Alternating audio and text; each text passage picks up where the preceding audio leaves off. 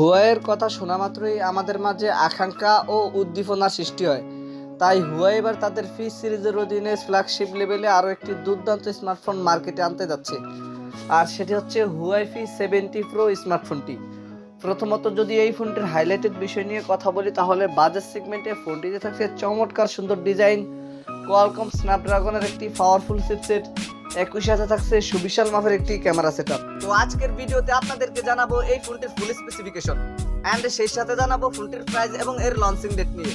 আর ভিডিওটি কন্টিনিউ করলে আপনারা আরো জানতে পারবেন বাজেট রেঞ্জে ফোনটিকে আমাদের জন্য ভ্যালু ফর মানি প্রোভাইড করছে নাকি এই বাজেটে মার্কেটে আরো কোনো সেরা স্মার্টফোন বর্তমানে আছে। এই সকল প্রশ্নগুলোর উত্তর থাকবে আজকের এই ভিডিওতে, সুতরাং আমি আশা করব আপনারা ভিডিওটি স্কিপ না করে পুরো ভিডিওটি মনোযোগ সহকারে দেখবেন। তো চলুন কথা না বাড়িয়ে মূল ভিডিওতে যাওয়া যাক। ফার্স্ট অফ অল যদি ফোনটির ডিজাইন অ্যান্ড এর বিল্ড কোয়ালিটি নিয়ে কথা বলি, তাহলে এতে আর নতুন করে কিছু বলার নেই। বরাবরের মতো আপনারা সকলেই জানেন হুয়াওয়ের ফোনগুলো সাধারণত বাজেট সেগমেন্টে ডিজাইনের দিক দিয়ে অন্যতম হয়ে থাকে। এবারও কিন্তু তার ব্যতিক্রম নয়। বিশেষ করে হুয়াওয়ে P70 প্রো এই স্মার্টফোনটির ডিজাইনও কিন্তু করা হয়েছে একদম অসাধারণ লেভেলের, আর ফোনটির থিকনেস করা হয়েছে 8.5 মিলিমিটার। একই সাথে ফোনটির ওয়েট 195 ব্যবহার করা হয়েছে। তবে আমার মনে হয় ফোনটির ওয়েট কিছুটা বেশি হয়ে গেছে। তবে ফোনটিতে একটু প্রিমিয়াম লেভেলের ম্যাটেরিয়ালস ব্যবহার করা সত্ত্বেও ফোনটির ওয়েট একটু বেশি হবে, এটাই স্বাভাবিক। তাই আমি মনে করি আপনাদেরকে ফোনটির এই বিষয়টি একটু মেনে নিতে হবে। ফোনটির রেয়ার প্যানেলে আসলে আপনারা একটি ক্যামেরা বাম্পারের মধ্যে পেয়ে যাবেন ট্রিপল ক্যামেরা সেটআপ। একই সাথে ফোনটির ফ্রন্ট ফারে আসলে ফুল ভিউ ডিসপ্লের মাঝখানে থাকছে একটি punch hole cut out camera setup. আর ভালো ব্যাপার হচ্ছে যে এই ফোনটির ডিসপ্লেটি হচ্ছে একটি কার্ভ ডিসপ্লে। ফোনটিকে আপনারা black, gold, white, pink and blue এই 5টি কালারই পেয়ে যাবেন।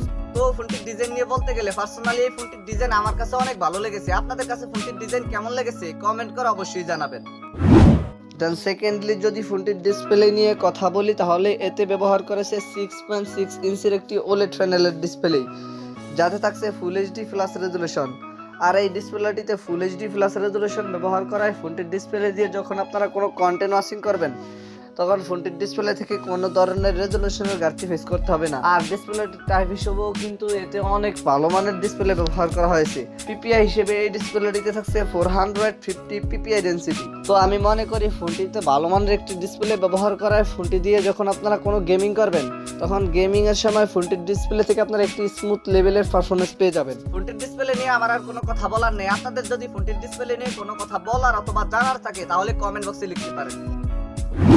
ফোনটির ক্যামেরা সেকশন নিয়ে কথা বলতে গেলে আমি কিন্তু ভিডিওর শুরুতেই বলে দিয়েছি এই ফোনটির রিয়ার প্যানেলে ব্যবহার করা হয়েছে ট্রিপল ক্যামেরা সেটআপ। তবে আকর্ষণীয় বিষয় হচ্ছে যে এই ফোনটির রিয়ার প্যানেলের মেইন ক্যামেরাটি হচ্ছে 50 মেগাপিক্সেলের, যেই সেন্সরটি দিয়ে আপনারা সর্বোচ্চ ভিডিও শুট করতে পারছেন 4K 30-60 fps রেজুলেশনে।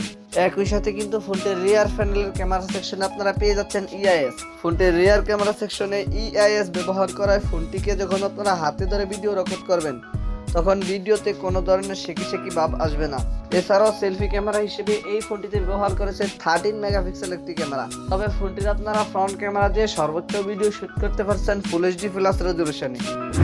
ফোনটির পারফরমেন্স নিয়ে কথা বলতে গেলে এই ফোনটিতে ব্যবহার করা হয়েছে কোয়ালকম স্ন্যাপড্রাগন 888 প্লাস। বরাবরের মতো আপনারা সকলেই জানেন এই চিপসেটটি কিন্তু যথেষ্ট পাওয়ারফুল এবং গেমিং একটি চিপসেট। তবে আজ থেকে কিছু বছর আগে এই চিপসেটটি অনেকটাই পাওয়ারফুল ছিল। তবে যেহেতু বর্তমান মার্কেটে সকল ধরনের স্মার্টফোনগুলো আপগ্রেড লেভেলের চিপসেট ব্যবহার করতেছে, সেই হিসেবে আমি মনে করি এই চিপসেট একটু পুরনো হয়ে গেছে। তাই ফোনটিতে যদি অন্য মডেলের যে কোনো চিপসেট ব্যবহার করা হতো, তাহলে কিন্তু এই ফোনটি থেকে আপনারা মোটামুটি এই চিপসেটের তুলনায় ভালো মানের গেমিং পারফরমেন্স পেয়ে যেতেন। আর এই চিপসেটটি হচ্ছে একটি অক্টা-কোর চিপসেট। এছাড়াও জিপিইউ হিসেবে ফোনটিতে ব্যবহার করেছে Adreno 660। ফোনটিকে আপনারা 8 এবং 12 এই দুইটি র্যামই পেয়ে যাবেন। এছাড়াও কিন্তু ফোনটিতে আপনারা 256 গিগাবাইট পর্যন্ত ইন্টারনাল স্টোরেজ ব্যবহার করতে পারছেন। সিকিউরিটি হিসেবে এই ফোনটিতে থাকছে আন্ডার ডিসপ্লে ফিঙ্গারপ্রিন্ট। আর ফিচার হিসেবে ফোনটিতে থাকছে audio Jack 3.5mm, Bluetooth 5.2, USB Type-C port 2.0, Wi-Fi 120.11, NFC সহকারে থাকছে GPS। ফোনটির ব্যাটারি এন্ড এর চার্জার নিয়ে কথা বলতে গেলে এই ফোনটিতে ব্যবহার করেছে 4500 মিলিঅ্যাম্পিয়ার একটি লিথিয়াম পলিমার ব্যাটারি, যেই ব্যাটারিটিকে চার্জ করার জন্য ব্যবহার করছে 60 ওয়াটের একটি ফাস্ট চার্জার। এছাড়াও কিন্তু এই ফোনটিতে আপনারা 50 ওয়াটের একটি ওয়্যারলেস চার্জিং সিস্টেম পেয়ে যাচ্ছেন। তো এই ছিল আমাদের আজকের ভিডিও। আশা করি আপনাদেরকে এই ফোনটি সম্পর্কে মোটামুটি একটি ভালো ধারণা দিতে পেরেছি। এরপরে যদি আপনাদের কোনো সমস্যা থেকে থাকে তাহলে কমেন্ট বক্সে জানাতে পারেন, আমি চেষ্টা করবো আপনাদের কমেন্টে রিপ্লাই দেওয়ার জন্য। আর যদি মনে হয় ভিডিওটি থেকে একটু উপকৃত হয়েছেন তাহলে ভিডিওটিতে একটি লাইক দিয়ে দিবেন, ভিডিওটি বন্ধুদের মাঝে শেয়ার করে দিবেন। Anyway, thank you so much for watching this video. দেখা হচ্ছে খুব শীঘ্রই নতুন কোনো ভিডিওতে নতুন কিছু নিয়ে। চিলড্রেন টেক কেয়ার, আসসালামু আলাইকুম।